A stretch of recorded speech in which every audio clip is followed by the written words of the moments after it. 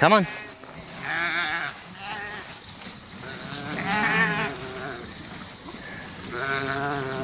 Come on.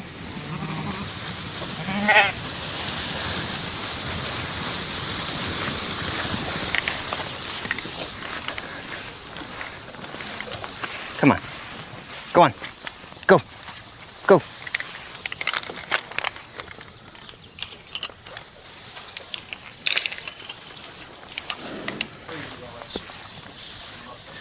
Good boy.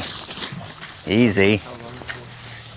Giving them a smaller paddock and kind of forcing them to eat what they don't necessarily want to, but it's still good forage for them, or stomp down the rest that they don't eat.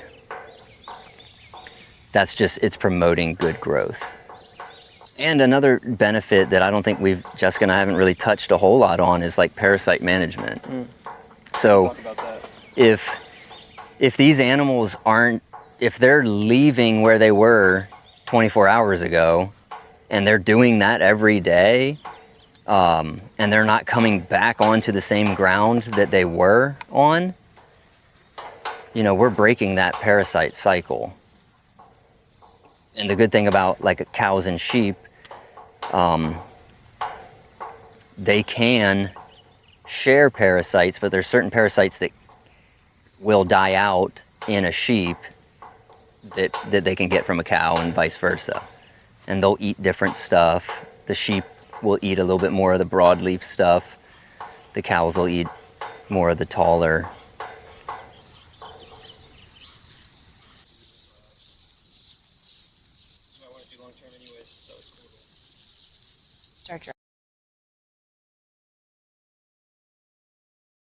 How do you figure out, again, the sizing of these? I know that changes and it's based off your observations, but these are really set really well. And so yeah, I was just curious how you went about that. Yeah, so when we've grazed this pasture once already this year. So this is the second time. So this will be the second time. So when we got back in here, they were on it in the winter, so they didn't start back on it until like summer almost. Right. So when we got back in here, was it last week? I think it was. Yeah.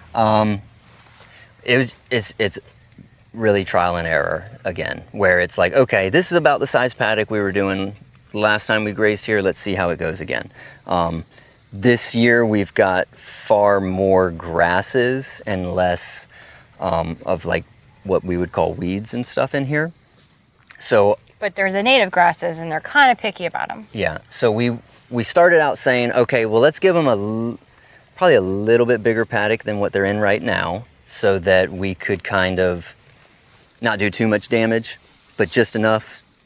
And then we realized that it was a little too big. They just weren't eating it down or stomping it down enough for what I want to see. I want to see like 75%. When I'm walking through this paddock 24 hours from now, I want to see like 75% of these grasses either laid over or bitten off, and then I want to move them. So if I want to move them every day, then I'm going to have to keep adjusting those paddocks till I get to that point. And this is a little bit bigger paddock. They'll probably be on this 2 whole days because we're moving them in the evening.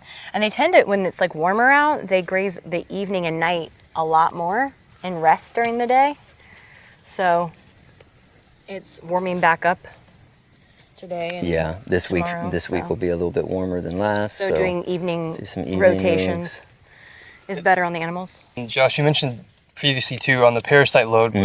Having both sheep and cows, what's that look like? Yeah, so there's parasites that can live in a cow that cannot in a sheep, and parasites that can live in a sheep and cannot in a cow. So if for some reason they do have a parasite and then they share them, they'll die out in each other. And then they obviously share some, but right, but there are some that they don't share. And that's something that we have, ever since we've had the sheep and cows, we've always had them together. We've always moved them very regularly. so parasites have just not been an issue. We do a good Redmond salt mineral and then kelp as well for mineral. We do basic H in their water a couple times a year. Basic H is just a it's an all natural soap essentially, very concentrated soap. So we get Basically it in. dissolves the outside of the parasite so it can't live. Right. So we mix that in with their water. It's like 1 cup of this soap concentration to 100 gallons of water. So we'll mix it in, and then they'll drink all of that, and it handles all of those parasites.